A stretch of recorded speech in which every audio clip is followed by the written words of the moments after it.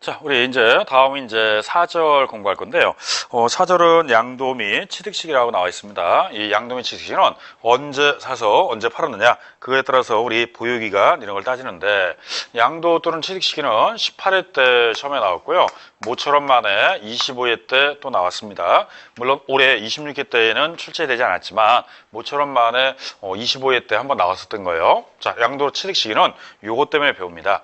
자, 우리 부동산은 처음에 취득합니다. 그러면 가지고 있다가 나중에 팔겠죠. 그래서 취득에서부터 양도할 때까지를 우리는 보유기간이라고 그래요. 그럼 이 보유기간에 따라 세율 적용할 때 장기보유 특별공제, 비과세, 감면 여러 가지에 영향을 주기 때문에 양도세에서는요, 이 보유기간은 아주 중요시 여깁니다. 그러면 세율 적용할 때 왜 보유기간 중요하냐? 1년 미만 보유했느냐, 2년 미만 보유했느냐, 2년 이상 보유했느냐, 요거에 따라 세율이 달라요. 만약에 1년 미만 보유하고 팔면 50% 세금 내야 돼요. 1년 이상 2년 미만 보유하고 토지 건물을 팔면요 40% 내야 돼요.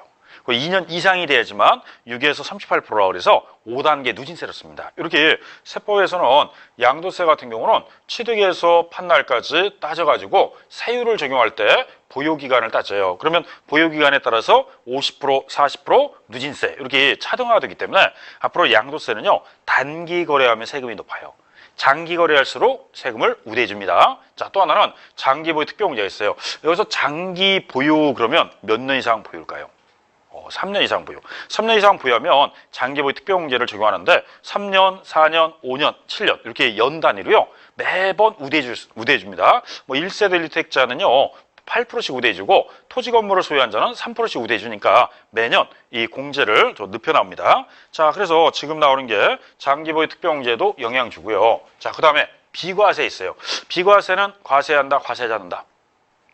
과세하지 않는 거죠. 대표적으로 1세대 1택 나중에 2년 이상 보유 그러면 양도세 비과세 항목이 있어요. 그러면 비과세 주겠다. 비과세는 과세하지 않는다 이런 뜻이에요. 자, 그 다음에 감면 파트가 있는데 감면이라고 하면 감액입니다. 그러면 예를 들어서 8년 이상 작용농지가 농지를 팔면은 8년 이상 작용했으니까 감면해 주겠습니다. 아니면 토지가 수용당하면 감면해 주겠습니다. 이렇게 감면 조건이 있습니다. 이런 거에 영향을 주기 때문에 보유기간이 중요하다 이 뜻이에요. 그러면 보유기간은 취득일로부터 양도일까지 따져서 이 보유기간을 따지는데 이 시점을 우리는 취득 시기라고 하고요. 이 시점을 양도 시기라고 합니다. 그 양도세는 두 가지를 다 알아야 돼요. 왜냐면 양도 시기만 안다고 되는 게 아니라 취득 시기도 알아야지만 보유기간을 따질 수 있습니다. 자, 그리고 양도다 그러면 방금 우리 앞에서 배울 때 유상으로 이전하면 양도세를 내야 되고 무상으로 이전하면 증여세를 부과해요. 그래서 항상 이전하는 시점, 양도하는 시점에서 대가를 받고 부동산의 소유권을 이전해주면 유상이기 때문에 양도세를 부과하고 양도하는 시점에서 아무 대가 없이 무상으로 이전하면 증여세를 과세하기 때문에 이 이전하는 시점에서 양도냐 증여냐 이렇게 판정합니다. 자, 그리고 예를 들어서 취득할 때 7억에 취득했는데요. 양도할 때 10억에 팔았다. 그러면은 양도소득세에서는 얼마가 차이가 생겼어요? 3억이죠. 3억 원에 대해서 양도세를 부과합니다. 그리고 증여다 그러면요. 취득가액은 관계없어요. 이 당시 자산 가치가 10억이니까 이 무상으로 증여할 때는 10억에 대해서 받는 자가 이익 봤으니까 증여세를 전액 내야 됩니다. 이 양도세는 차액 갖고 따지지만 증여는요. 증여 당시 자산가액 갖고 따져요. 그래서 이 증여세하고 양도세 가표가 달라지죠. 양도세는 차액 난 만큼 증여세는 이 증여 당시 가격으로 평가해서 세금을 부과하기 때문에 양도와 증여는 좀 차이가 있습니다. 자, 그리고 취득할 때는요. 유상으로 취득했다가 유상으로 양도할 수 있고 그 다음에 취득할 당시에 무상으로 취득했다가 상속받아서 유상으로 양도할 수 있다. 그러면 상속인은 이 당시에 자기가 물건을 돈 주고 산 게 아니라 상속받은 물건을 갖고 있다가 다음에 돈이 필요해서 팔 수도 있고 또 증여받은 자가 나중에 돈이 필요해서 팔 수도 있습니다. 자, 그랬을 때 요 7억이라는 게 취득 당시 가격인데 유상으로 취득한 사람은 요 취득을 7억에 산 거예요. 자기가 돈을 7억을 주고 산 거고요. 무상은 상속과 증여는 원래 0인데 나중에 상속받았을 때는 상호세를 내야 되고 증여받을 때는 증여세를 내야 되기 때문에 요 자산 평가를 했더니 상속 당시에 7억이고 증여 당시 이 7억이라는 자산 평가가 됐다면 상속세, 증여세는 이 7억에다 부과합니다.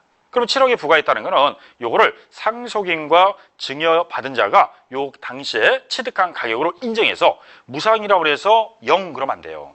그러면 무상으로 상속받고 증여받은 사람이 다음에 10억에 팔았다 그러면 요 차액만큼만 세금, 양도세 부과하는 거지, 이 상속이나 증여는 10억에 대해서 차익이 있다 이렇게 생각하면 안 돼요. 그래서 유상으로 취득해도 7억이 된 거고, 상속 증여 당시에는 무상으로 받았지만 이 당시 자산평가가 7억이라면 7억이 취득가액이 되고요.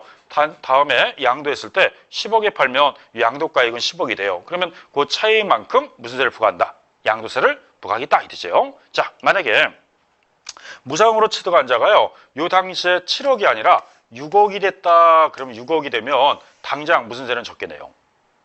그렇죠. 상속세와 증여세는 줄어들겠죠. 왜? 7억이 아니라 6억으로 평가했다면 상호세, 증여세는 덜 내죠. 근데 다음에 팔았을 때 양도를 10억에 했다면요, 양도 차익은 4억이 되기 때문에 오히려 양도세는 더 낼 수도 있죠. 이렇게 내가 받았을 때 무상으로 취득하되 어떤 가치로 평가해서 이 상호세, 증여세를 냈느냐, 7억에 평가했다면 나중에 양도세는 줄어들게 되고요. 만약에 취득가액을 6억으로 평가해서 상호세, 증여세를 냈다면 양도가액이 고정 10억으로 돼 있다면 차익은 4억이 나오기 때문에 반드시 어느 세금이 줄면 어느 세금은 늘어날 수밖에 없어요. 그러면 내가 이 당시에 상속세, 증여세를 좀 더 부담해서 7억으로 부담했다면 나중에 양도 차익이 줄 거고, 만약에 상호세, 증여세를 줄이기 위해서 평가액을 낮췄다면 그 다음에는 양도세가 더 늘어나서 더 많이 부과될 수 있기 때문에 어느 하나가 줄면 어느 하나가 늘게 돼 있어요. 그래서 요거를 잘 이해하셔야 돼요. 그러면 내가 유상으로 살 때는 실제 거래 가격으로 사서 팔았기 때문에 실제 이익 본 것이 나오지만, 상속과 증여는 내 재산이 아니라 부모님 재산을 내가 상속받고 증여받아서 평가한 거를 신고했을 때 너무 낮게 신고하면요, 결국은 나중에 양도세는 더 커질 수밖에 없어요. 그러니까 상속과 증여받을 때도 평가하는데 이 당시에 상속과 증여 당시에 시가가 얼마나, 원칙은 시가로 합니다. 그러면 시장 가치가 얼마나, 7억으로 돼 있으면 나중에 양도 차익이 줄어들고, 반대로 6억으로 돼 있으면 양도 차익은 더 많이 나겠죠. 대신 상속과 증여받을 때는 상호세, 증여세는 그 금액에 따라서 좀 더 낼 수도 있고 덜 낼 수도 있어요. 자, 그래서 어쨌든 이렇게 되는데 나중에 주의할 점 뭐 말씀드리냐면, 무상으로 상속이나 증여받았다고 해서 다음에 차익이 10억 전부다 이러면 안 되고요. 이 당시 평가액 갖고 양도가액을 비교해서 차익만큼 세금 부과해요. 그 다음에 우리 상속받고 증여받아도 이 평가한 가격이 있어요. 정상적인 가격이 있는데 그 가격이 취득가격이 되는 거지 0이다 이렇게 표현하지는 않습니다. 자, 이게 무상 취득 이렇게 나와 있고요. 자, 그 다음에 신축을 합니다. 신축을 했다는 거는 처음 만든 거죠. 그 당시에 건축비가 7억 들어갔다. 그러면 7억 원이 취득가액이고요. 다음에 10억에 팔았다. 그러면 양도차익은 3억이 되겠습니다. 그래서 양도세는 3억에 더 부과한다. 자, 그러면 유상으로 취득했다가 유상으로 팔든, 상속이나 증여받아서 유상으로 팔든, 신축해서 나중에 유상으로 팔게 되면 다 차익만큼 양도세 부과하는 거예요. 그러면 공통점은 취득가액이 유상, 상속, 증여, 신축 7억이라면 양도 가액이 10억이라 그러면 이쪽이 크니까 차액만큼 세금 부과한다 이거예요. 그러면 무상으로 취득했다로 0 그리고 해석하면 안 되고 이 당시 가치를 평가한 것만큼 취득가액이 되기 때문에 그 양도가액하고 비교한다 이렇게 생각하면 돼요. 항상 양도세는 차익이지 그 양도가액이 아니다 이 뜻이에요. 그리고 무상이라도 0 그런 건 없습니다. 평가액 갖고 반영한다 이 뜻이에요. 자, 그러면 이렇게 해서 우리 지금 나오는 양도 및 취득 시기를 배우는 이유가 보유기간에 따라서 또는 이 여러 가지를 영향을 주기 때문에 취득 시기와 양도 시기를 명확하게 구분할 거예요. 자, 그 중에서 대표적인 게 요거예요. 유상으로 취득했다가 유상으로 파는 게 가장 일반화돼 있죠. 자, 그러면 일반적인 매매 등 거래라고 하는데, 자, 원칙과 예외가 있습니다. 순서를 보니까 처음에 우리 계약을 맺고 중도금 주고 마무리는 뭐예요?